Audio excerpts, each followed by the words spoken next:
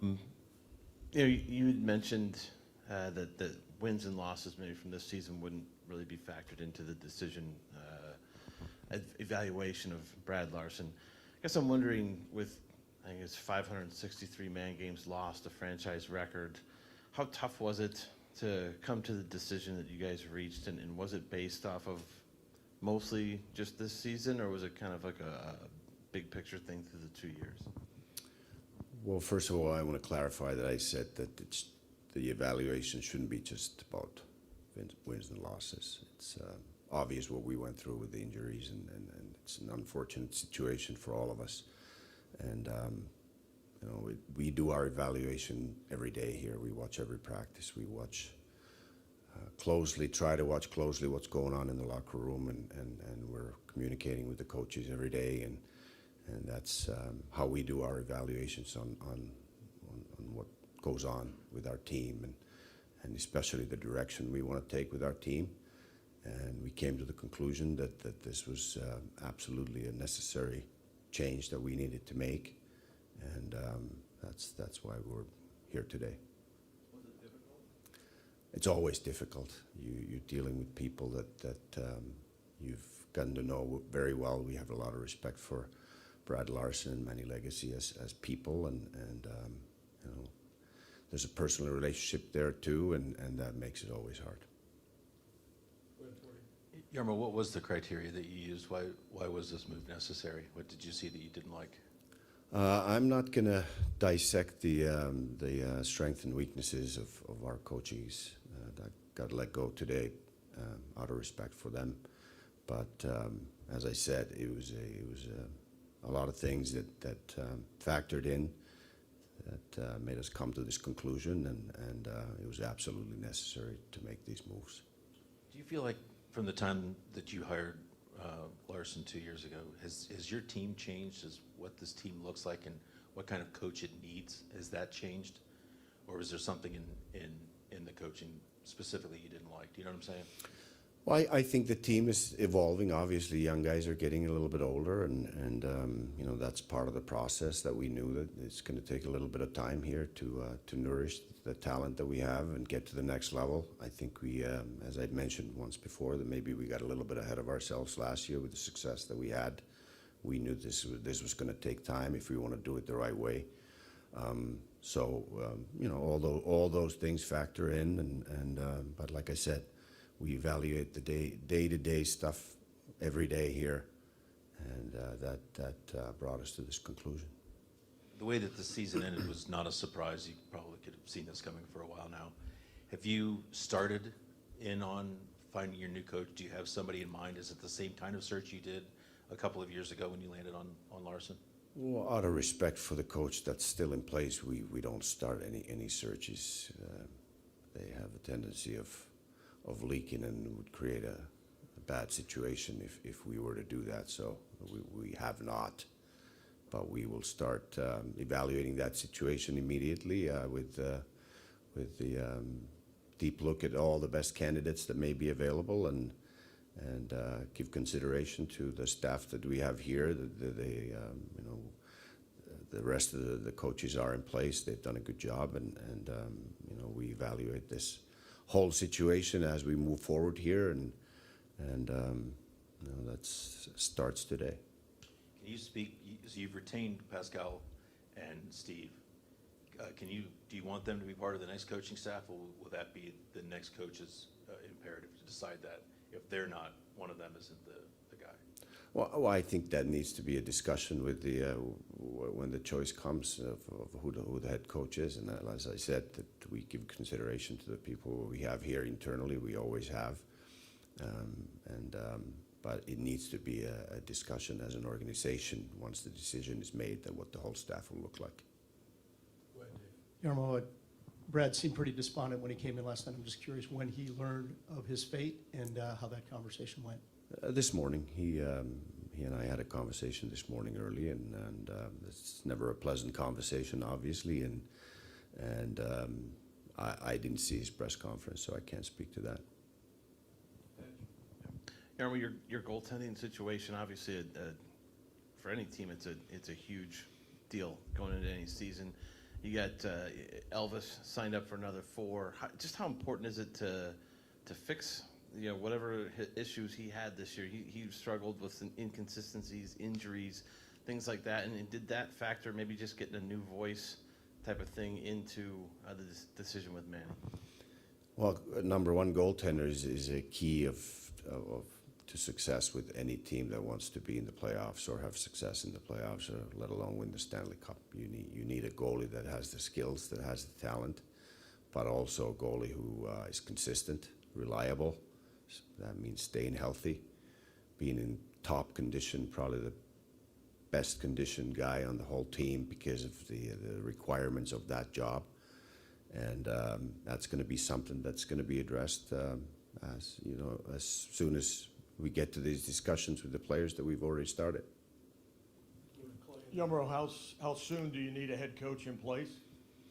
I don't think we're going to rush into anything. The sooner the better, obviously. But I think we're going to do a thorough search. I think that's going to take a little bit of time to see what happens around the league, as we've seen some things have already happened.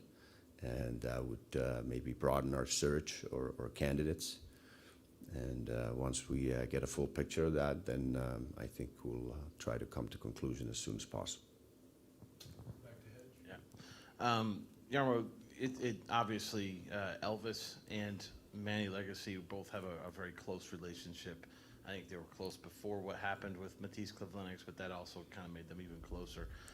Did that make it kind of a tough decision at all, or do you you're gonna have to have a conversation with Elvis, right, about this move and that kind of thing? We're all professionals here, and I think we all have a job to do. And once you come through the doors to the rink, that's needs to be your focus. And if you have personal relationships outside the business part, then that's up to you and needs to stay out of the business side of it, which is being a professional athlete and conducting yourself as one.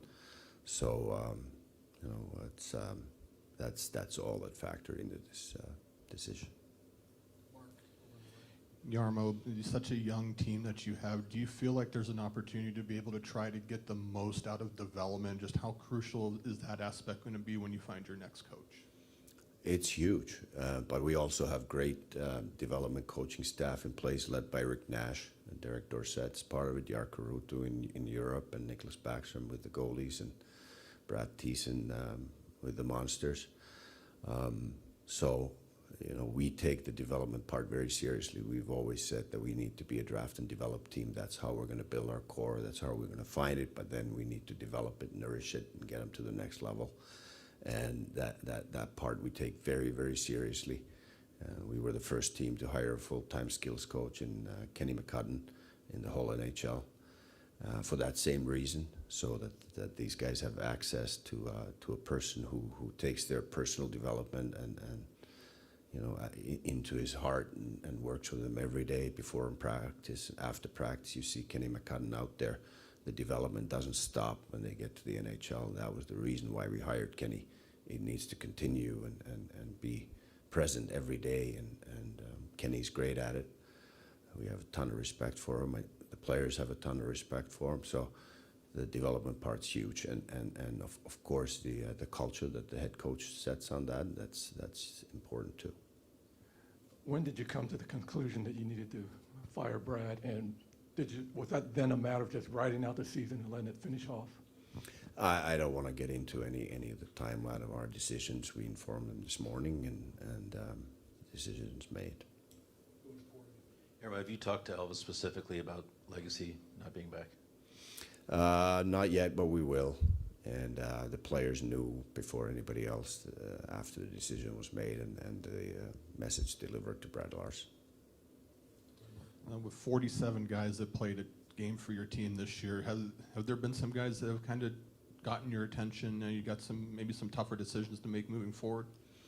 Tough decisions are great. If guys are pushing us to believe that they can be more than maybe even we projected, those are great things. I think some of the young guys on our team have taken the opportunity and taken advantage of it.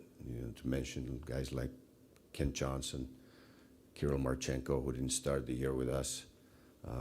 those guys have proved to us that they can be really good players on this level, have great potential to be even much better and be a part of and core of a winning team. You know, we have a lot of young talent here that's going to need its time to get to a level where we can compete for the Stanley Cup, but it's all part of the process, and we're very hands-on with that process, where we want to get those guys to the next level, and that's part of that development process that we talked about earlier. How disappointed are you in that the Monsters did not make the playoffs? Obviously, injuries had a lot to do with that. And is there anything maybe you want to do forward, you know, in the future to make sure that they're stronger? Yeah, stay healthy. If we stay healthy here, we don't have to take half of their team here. You know, they were doing great before this started with our team, and you know, they were top of their division, doing great. And then once we took half of their team, and then they have to take half of their team from East Coast League, then the unfortunate thing happened, and you know, most of their guys stayed here all year because of that. And I told Clarkey, Chris Clark, our director of player personnel and the GM in Cleveland, that I'm sorry, you know, we screwed you. And but that's the way it goes when you have injuries in the NHL level. It rolls down to the American League level and so forth, and not much we can do about it now. It's unfortunate. Just wondering, did your evaluation of the coaching staff, particularly Brad, go right down to the last couple games, and did any of his decisions in those games factor in? As I said, I don't want to get into the timeline of this decision. We evaluate them every day, so it's not like this is a spur of the moment thing after a last game or anything like that. But you know, this was the right timing in our minds, and that's why we did it this morning. You mentioned Kent Johnson, Kirill Marchenko starting July 1. Obviously, they're eligible for an extension. How high is that on your list of priorities heading into the summer? We have a whole list of priorities that we want to get into, and we've always dealt with the player contracts in a way that when the extension is earned and deserved, we're going to get right at it. They're obviously both restricted free agents, so I've always said it that those negotiations are usually a little bit different than when the guys get close to the UFA years and have that potential to test the market. They can be a little bit more difficult, and we'll get to them in due time, and with respect to what they've done in this league and what they deserve, and I'm sure that they will get done at the right time. With your coaching position, you went from a really big personality, Tortorella, to a coach who I think commanded respect, but had more of a player's coach type feel to him. Do you have players in that room that need a firmer voice? Is that an imperative in the next coach? More of a maybe closer to the previous than Larsen was? We need a change. That became clear that we need a change in how we go about our things on a day-to-day basis, and how we're moving forward, the type of hockey we want to play in the future, and what's going to take us to the next level and back into the playoffs and be a competing team for the Stanley Cup. I guess along those lines, I know it's really early to look at next season right now, but going into this off season, you got the draft, you got free agency and all that, and how are you going to approach this off season when it comes to next season? Do you feel like if you stay healthy, there's talent, obviously talent here, that you guys can have a big rebound next year? Absolutely. I think once we get everybody healthy, even the guys that are here, we're going to look like a completely different team. But there's going to be some changes too. We're going to look at every position, and we're going to make the necessary changes. We want to get back into the playoffs. We've had enough of being on the outside looking in and watching the playoffs on TV. We were there. We got a taste of it for a few years in a row, and not enough taste of success. We want to get back in there, and the reason why we did this reset, or whatever you want to call it, is to do it the right way, to get to the next level and to be able to compete for the Stanley Cup. And we need to get there soon. and we need to improve in all areas to get there. Among the injuries that your team had to go through was the goaltending situation. Can you provide an update on Daniil Tarasov, and is there any concern next year that he might not be ready for a full-time role? Well, I think the same applies to him. That I said, we think that he has the potential to be a number one goalie in this league. But in order to be a number one goalie, the criteria that I mentioned before is not just to have the talent and the skill to play the position, but you also have to be reliable and consistent, and you have to be in top conditioning in order to do those things. And same applies to all of our goalies. It's a hard job. It's the hardest job on the team, it needs to be approached as one too, and that's something that we're going to address as well. Remember, they say a GM only gets to fire so many coaches before the pressure turns to them. This is 3 for you since you've been here 10 years. How much pressure does this put now? How do you count 3? I'm sorry? How do you count 3? Well, Richards to Tortorella. Tortorella was not fired. Okay, you've changed coaches 3 times now. Mutually agreed. Yeah, okay. Yeah. Either way, so you've changed coaches 3 times now. How much pressure does this put now on you? I am willing to take all the pressure that's out there. I take full responsibility on hiring the coaches. I didn't hire Todd Richards. I had a great working relationship with him, and he was a good coach for us. We needed a change at the time we made it. Tortorella was a very successful coach here for a long time. After a while, we mutually agreed that we needed to part ways. And so this is the second firing if I'm counting. And I take full responsibility for hiring all the 2 coaches that I've hired so far, and for the team that's on the ice. That's my responsibility. I own up to that every day in front of the mirror, and I will in the future as well.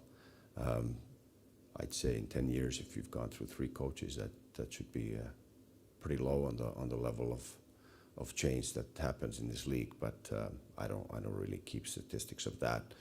I focus on our team and what we need and what's the right thing for our group, and that's why we came to this conclusion at this time. The way this league is set up with the draft and the draft lottery and all that stuff puts your team sometimes, when you're in the position you guys were in a weird position. Players are never going to try and lose. We know that.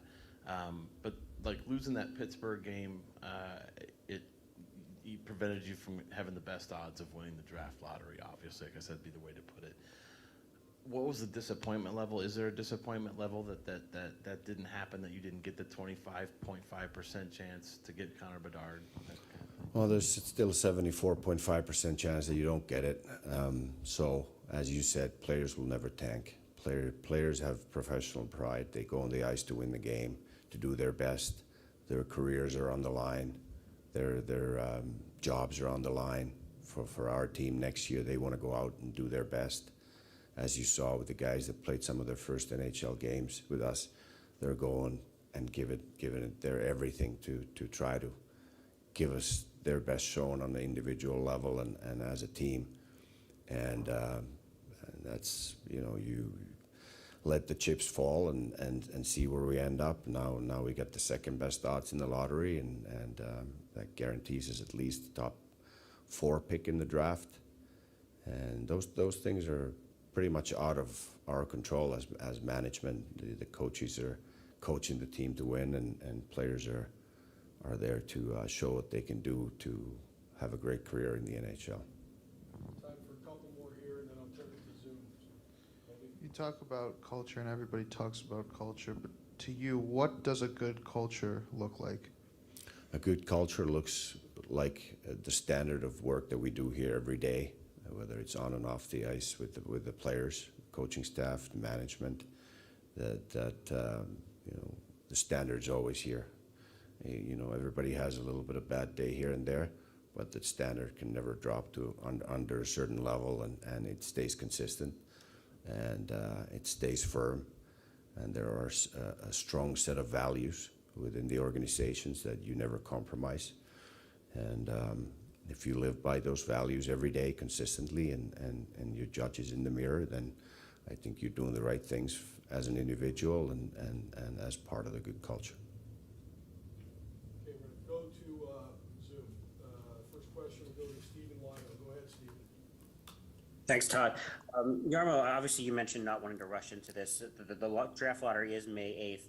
Is there a possibility that the result of that lottery affects how you make this decision on who's going to be your next coach? I don't know if that would be the deciding factor. I think if the decision's not made by then, it's something that factors into what kind of team we have here next year, and you know, all those things go into the process of evaluating the next head coach and who it should be and what it should require. Steve, do you have another one? Go ahead. No, I'm good, Todd. Thank you. Okay, next we'll go to Elaine Shercliffe. Go ahead, Elaine. Hi. Knowing that the Jackets prefer having the same system up in Columbus and in Cleveland, does this coaching change affect Cleveland at all, or do you have full confidence that Trent Vogelhuber and the staff down there can assimilate to whatever system the new coach would throw at them? Absolutely, that's how it's been done for years here. That we have the communication between the coaching staff here and the coaching staff in Cleveland, and we try to play the same way, so that the players that come up from Cleveland to here know the system already, don't need to adapt to what we do up here, and that's been smooth in the recent years, and that's how we plan to continue.